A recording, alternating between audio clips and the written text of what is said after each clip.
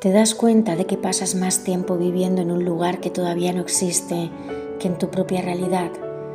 Te despiertas y tu cabeza ya está viajando al mes que viene, así sucederá esto o aquello.